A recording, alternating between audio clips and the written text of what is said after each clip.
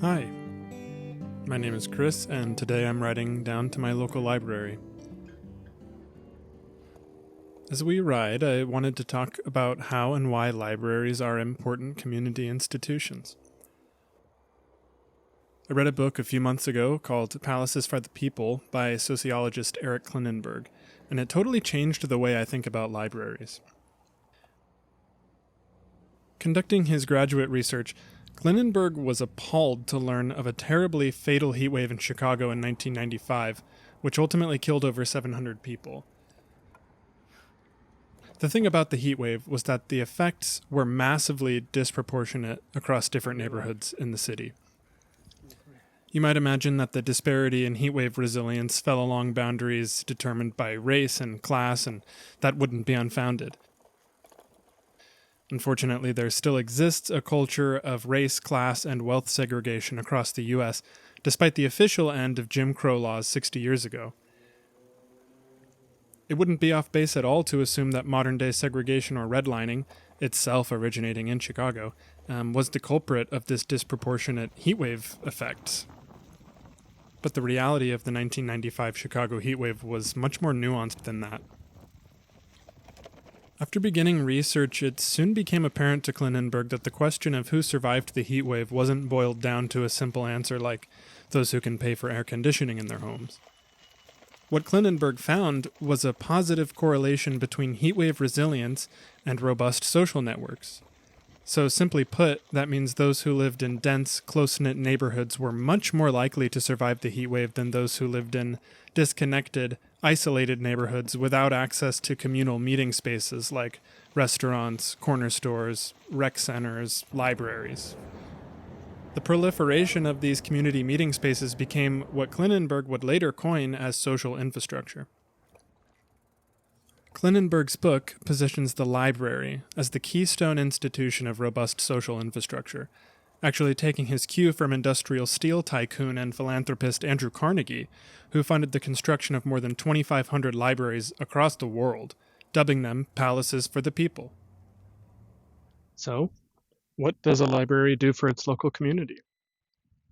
In addition to the obvious function of lending books, most libraries offer loads of social programming and services like after-school tutoring, nursery services, technology rentals, art exhibitions, seminars, lectures, voting services, citizenship guidance, food distribution events, public classes like cooking classes, yoga classes, art classes, dancing, tai chi, and so many more. This library here is fortunate enough to be positioned in a kind of civic park. So City Hall is just across the street from me here, and there's a few other civic buildings kind of scattered throughout the area. There actually used to be a skate park here that I used to skate when I was really young, but it was demolished probably 20 years ago. But the city did build a couple skate parks not too far from here. Anyway, taking a quick look at the upcoming schedule for my local library lists page after page of public events. There's something happening here almost every single day.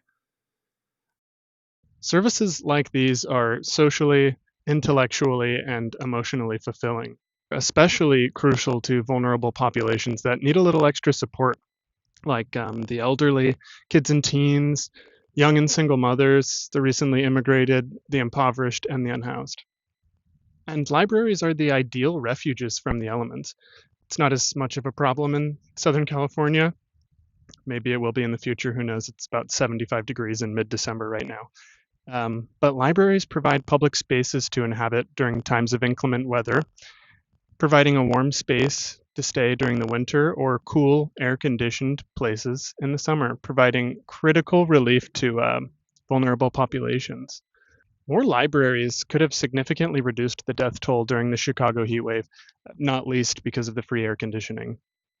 But just as important as their conditioning might have been during the Chicago heat wave are the social benefits found here. This is crucial for developing children and the elderly, who are often socially isolated and lack regular access to new social groups and settings. The social networks of younger populations are constantly growing, but the opposite is often true for the elderly and other marginalized groups, who are often insular, isolated, and less likely to find themselves in unfamiliar social settings. This is only good for strengthening community, identity, and solidarity. Gonna pop inside, return these books, and then we'll wrap things up.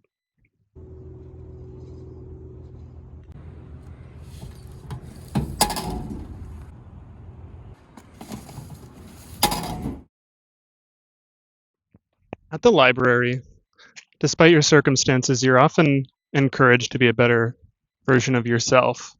And the tools are often provided free of charge. I think that's a pretty great thing. Libraries really embody the spirit of the third space, where you're not required to make purchases or pressured to leave as soon as your business is done. They really are the best of civic institutions. They're funded in part by the public, and the public is encouraged to engage with the library in whichever way their community sees fit. In short, libraries exist solely to serve their communities. Very few American institutions share such a noble reputation. I've even heard say that if certain political parties truly knew what a library represents to the social strength of a community, they would make swift moves to destroy them. And let's not forget, this has happened many times. As a matter of fact, earlier this year, an executive order of President Trump took aim at the Institute of Museum and Library Services, which provides federal grants to museums and libraries all across the country. Naturally, this was met with considerable backlash, and after a period of lawsuits and uncertainty, the frozen funds are actually flowing back to the IMLS again, which is really, really great. Libraries are so incredibly important and stand as one of the few American institutions worthy of praise.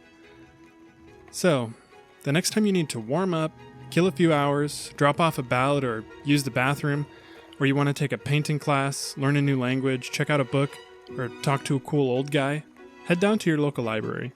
You'll be glad you did.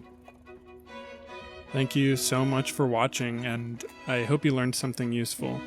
If you enjoyed the video, please consider subscribing, maybe leaving a like. I'd be really grateful if you did. I hope to see you again. Bye.